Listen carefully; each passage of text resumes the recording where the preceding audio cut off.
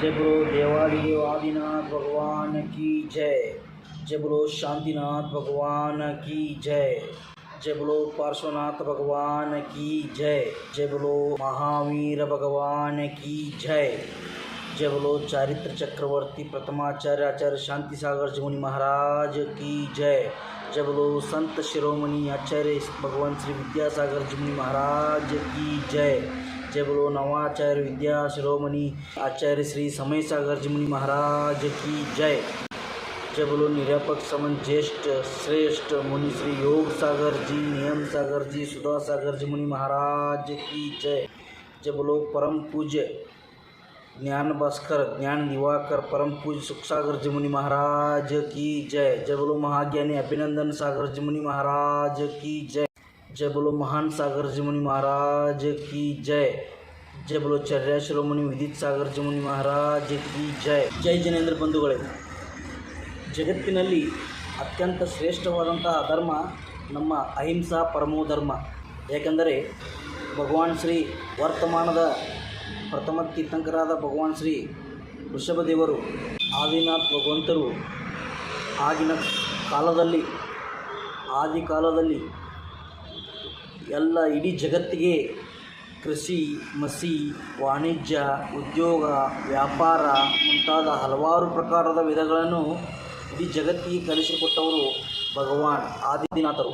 ಅಂತಹ ಮಹಾನ್ ತೀರ್ಥಂಕರ ಮಕ್ಕಳಾದ ಭರತ್ ಚಕ್ರವರ್ತಿ, ಭಗವಾನ್ ಬಾಹುಬಲಿ, ಭಗವಾನ್ ವಿಶ್ವಕರ್ಮ ಇವರೆಲ್ಲರೂ ಭಗವಾನ್ ಋಷಭದೇವರ ಮಕ್ಕಳರು. ಜಗತ್ತಿನಲ್ಲಿ ಯಾವುದೇ ಸ್ಥಳಗಳಲ್ಲಿ ನೀವು ಭೂಮಿಯನ್ನು ಅಗೆದು ನೋಡಿದರೆ ಜೈನ ತೀರ್ಥಂಕರರು, ಜೈನ ವಿಗ್ರಹಗಳು, ಜೈನ ಕುರುಹುಗಳು, ಜೈನ ಮಂದಿರಗಳು ಸಿಗುತ್ತವೆ ಹೊರತು ಯಾವುದೇ ಅನ್ಯ ಪ್ರಕಾರದ ವಸ್ತುಗಳು ಸಿಗುವುದಿಲ್ಲ. ಸುಮಾರು 70% ಹೆಚ್ಚು ಜೈನ ಒಂದು ಕುರುಹುಗಳು ಸಿಗುತ್ತವೆ. ಅಂತಹ ವಿಶ್ವವಿಖ್ಯಾತವಾದಂತಹ ನಮ್ಮ ಅಹಿಂಸಾ ಪರಮೋ ಧರ್ಮ ಜೈನ ಧರ್ಮ ಇವತ್ತಿನ ದಿವಸ ಅಳಿವಿನ ಅಂಚಿನಲ್ಲಿದೆ. ಏಕೆಂದರೆ ಇವತ್ತಿನ ಯುವಕರು ಶ್ರಾವಕರು ನಮ್ಮ ಜೈನ ಧರ್ಮದಿಂದ ಬಹಳ ದೂರ, ಆಚಾರ ವಿಚಾರಗಳಲ್ಲಿ ಬಹಳ ದೂರವಿದ್ದಾರೆ. ಅದಕ್ಕಾಗಿಯೇ ನಮ್ಮ ಈ ದಕ್ಷಿಣ ಭಾರತದಲ್ಲಿ ನಿರ್ಯಾಪಕ್ ಸಮನ್ ಮುನಿ ಶ್ರೀ ನಿಯಮ ಸಾಗರ್ ಮಹಾರಾಜರ ಸಂಘವು ದಕ್ಷಿಣ ಭಾರತದಲ್ಲಿ ಎಲ್ಲ ಬಹಳಷ್ಟು ಪ್ರಭಾವನೆ ಮಾಡಿದೆ. ಅದರಂತೆ ನಮ್ಮ ಮಹಾಜ್ಞಾನೋಪಯೋಗಿ ಪರಂ ಪೂಜ್ಯ ಮುನಿ ಶ್ರೀ ಸುಖಸಾಗರ್ಜಿ ಮಹಾರಾಜರು ಸಹ ಈ ನಮ್ಮ ಕರ್ನಾಟಕದ ದಕ್ಷಿಣ ಕರ್ನಾಟಕದ ಹಲವಾರು ಸ್ಥಳಗಳಲ್ಲಿ ಬಹಳಷ್ಟು ಪ್ರಭಾವನೆ ಮಾಡಿದ್ದಾರೆ. ನಮ್ಮ ಜೈನ ಧರ್ಮೀಯರು ಹಲವಾರು ಮೂಢನಂಬಿಕೆಗಳ ಪ್ರಕಾರ ಮೂಢನಂಬಿಕೆಗಳಲ್ಲಿ ಹಾಗೂ ಮಿಥ್ಯಾತ್ವದ ಹಾದಿಯನ್ನು ತುಳಿಯುತ್ತಿದ್ದಾರೆ. ಅಂತಹ ಮಿಥ್ಯಾ ಮಾರ್ಗದಿಂದ ಅವರನ್ನು ಹೊರತೆಗೆಯಬೇಕಾಗಿದೆ. ಅದಕ್ಕಾಗಿ ಇವತ್ತಿನ ಯುವಜನರು, ಇವತ್ತಿನ ಜನತೆ ಉತ್ತಮ ಶಾಸ್ತ್ರಗಳನ್ನು ಸ್ವಾಧ್ಯಾಯ ಮಾಡಬೇಕಾಗಿದೆ. ಆಗಮಶಾಸ್ತ್ರದಂತಹ ಸತ್ಯಶಾಸ್ತ್ರ ಯಾವುದು ಸತ್ಯವಾಗಿದೆ ಅಂತಹ ಶಾಸ್ತ್ರ ಸ್ವಾಧ್ಯಾಯ ಮಾಡಿದರೆ ಎಲ್ಲರಿಗೂ ಸತ್ಯ ಪ್ರಮಾಣತೆ ತಿಳಿದು ಬರುತ್ತದೆ.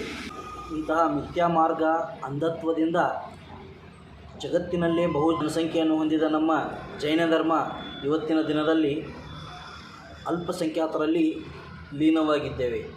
ಅದರಲ್ಲಿಯೂ ಅಲ್ಪಸಂಖ್ಯಾತರಲ್ಲಿಯೂ ಕೂಡ ಅಲ್ಪಸಂಖ್ಯಾತರು ನಾವಾಗಿದ್ದೇವೆ.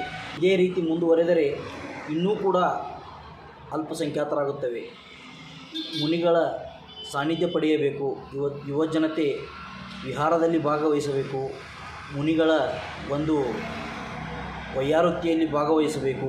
ಉತ್ತಮವಾದ ದೇವಶಾಸ್ತ್ರ ಗುರುಗಳ ಒಂದು ಪೂಜೆ ಮಾಡಬೇಕು ಮತ್ತು ಸಮ್ಯಕ್ತ್ವವನ್ನು ಧಾರಣೆ ಮಾಡಬೇಕು. ನಮ್ಮ ಜೈನ ಧರ್ಮ ಸಮ್ಯಕ್ತ್ವವಾದ ಧರ್ಮ. ನಮ್ಮದು ಯಾವುದೇ ರೀತಿಯಾದ ಮಿಥ್ಯಾತ್ವ ಧರ್ಮ ಅಲ್ಲ. ಮಿಥ್ಯಾತ್ವವನ್ನು ಬಿಡಬೇಕು. ಜೈ ಜೈನಂ ಜಯತು ಶಾಸನ.